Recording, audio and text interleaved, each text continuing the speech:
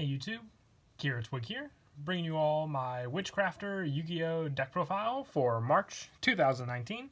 This is the next deck from the Infinity Chasers that I wanted to do a deck profile on.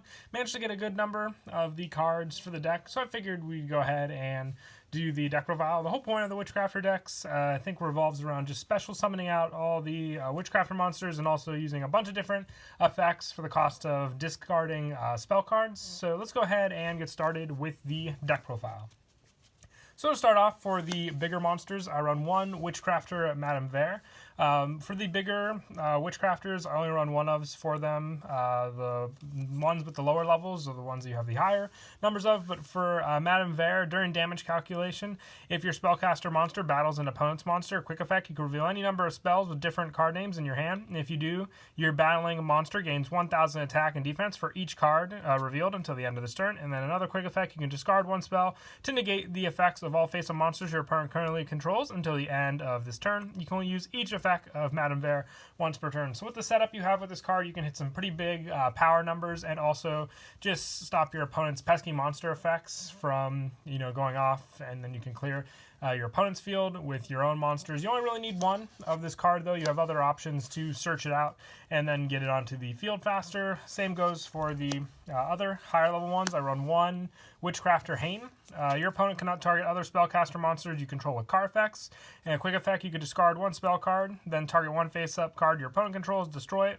You can only use this effect of Hayne once per turn. So as long as you have the spell cards, to use for her effect, you can take care of a lot of cards your opponent may control. And it's also just easier protection for your other Witchcrafters, since they are also spellcasters on the field, as added protection since she's also one of the stronger ones in the deck. And for the last of the higher level ones, I run one Witchcrafter Adele.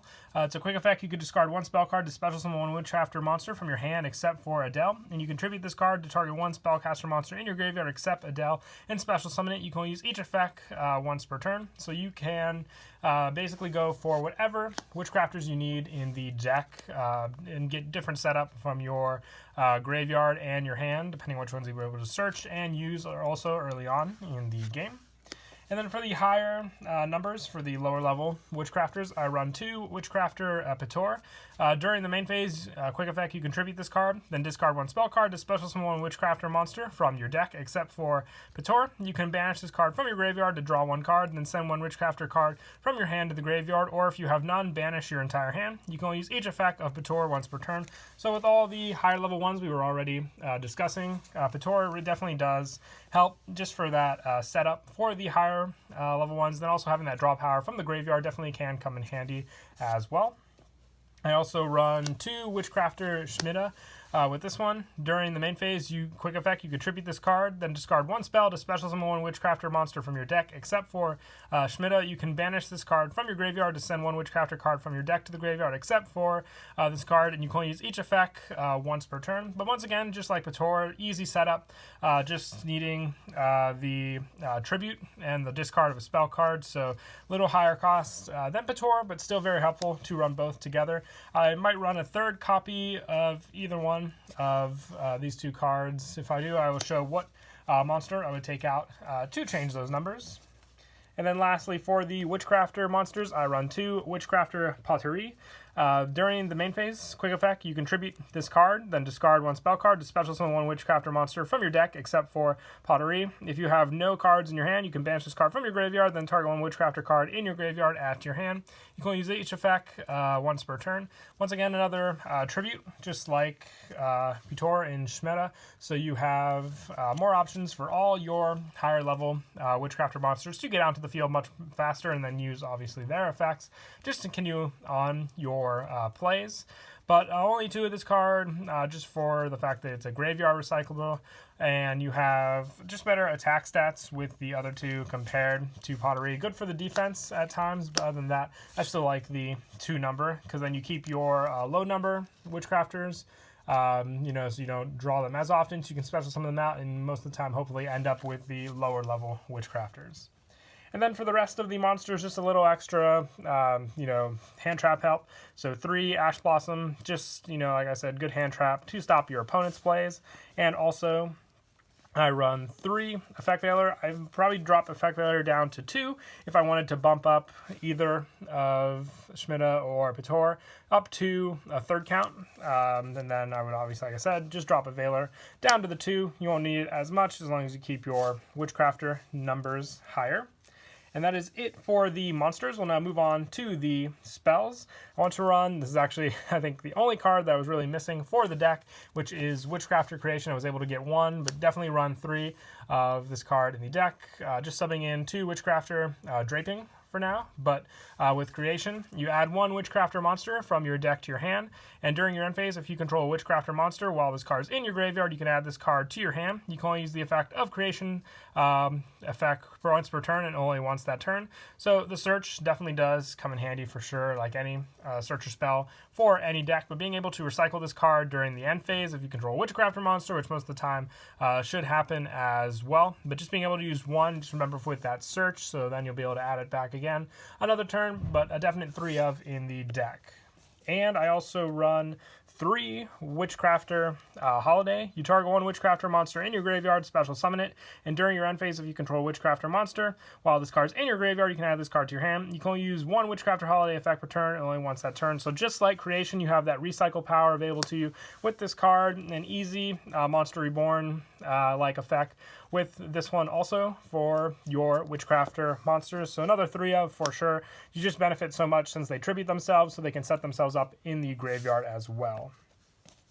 And I also run 2 Witchcrafter ByStreet, this continuous spell. The first time each Witchcrafter monster you control will be destroyed each turn by battle or card effect is not destroyed, and you can only use 1 of the following effects of ByStreet per turn, and only once that turn. If a Witchcrafter monster you control would discard to activate an effect, you can send this card from your field to the graveyard instead, and during the end phase, if you control a Witchcrafter monster while this card's in the graveyard, you place this face-up card in your spell and trap card zone. So you have the cost effectiveness of this card, but then once again, just like Holiday and Creation, the power to recycle it definitely will come in handy as well. And I also run 1 Witchcrafter Scroll, another continuous once per turn. When your spellcaster monster destroys a monster by battle, you can draw 1 card. You can only use 1 of the following effects of Scroll per turn, only once that turn. If a Witchcrafter monster you control discard to activate its effect, you can send this card.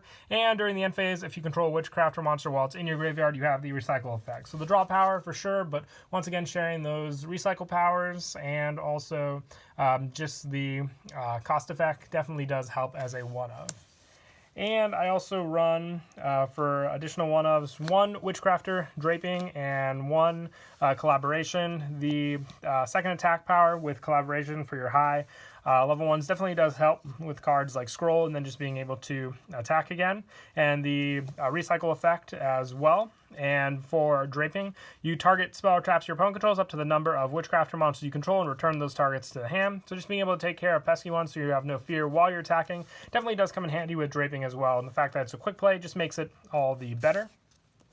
And then for more generic spells that we run, I run 1 Metal Foes Fusion. This card is great for the discard spell for your Witchcrafters, then just being able to recycle it back into your deck from the graveyard, then draw a card. A lot of times when I played Metal Foes Fusion in a deck, I really hated, shuffling it back and then drawing it, but this deck is the exception just for the fact that you can then reuse it again next turn and then just get the recycle off once more. So you always have that spell in your hand to use for your cards. And I also run 1 Reasoning. This card is great for the fact that all the Witchcrafters are different levels, so you really keep your opponent on their toes, depending on what level they call for your special summon. And I also run 3 Call by the Grave, just pretty standard staple for the deck, just to help against your opponent and their hand traps. And I also run 2 Foolish Burial Goods. This card definitely, with all the recycle you can do in your graveyard, the fact that you can, add Creation back since you didn't use its other effect, obviously, since you send it to the graveyard with goods. Just good searcher. I would say like a delayed search with Foolish Burial Goods. And I also run, to finish off these spells, 1 Gehrke. It's just a different spell name. If you wanted to try a 3rd Foolish Burial Goods instead of main decking this, you can try it out, but just the different names, I would say also it comes in handy with some of your other cards for sure. And that is it for the spells. We'll now move on to the traps. Trying out one Witchcrafter Masterpiece. If you control a Witchcrafter monster, you target one spell in either graveyard, add one card with the same name from your deck to your hand, and during either player's turn, except the turn this card was sent to the graveyard, you can banish this card in any number of spells from your graveyard to special summon one Witchcrafter monster from your deck whose level equals the number of spells banished to activate this effect. You can only use each effect of Masterpiece once per turn. So you have that special summon, and you also just have that add effect, which definitely does come in handy with this card and its graveyard setup. And I also run 3 summon limit. This card definitely does help for the fact that you don't special summon too much in this deck. At most, you'll get the 1 summon of your low-level Witchcrafter and then the higher one, depending on what play you go for. But mostly, it's just there to stop your opponent from going off, depending on what type of deck they may have and use. And also, I run 2 Rivalry of Warlords, just the fact that they are all spellcaster type monsters. So if you just have this on your field, you're pretty much set for protection against your opponent and all the other different ones they may get out.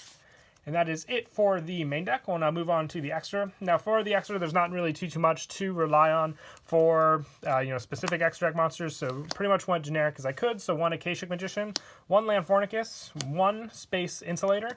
I also ran 2 Nightmare Phoenix and 2 Nightmare Cerberus, just for the fact that these cards definitely do come in handy with their special summon destruction and their spell and trap. And the fact that they only need 2 monsters with different names makes it very easy in this deck as well.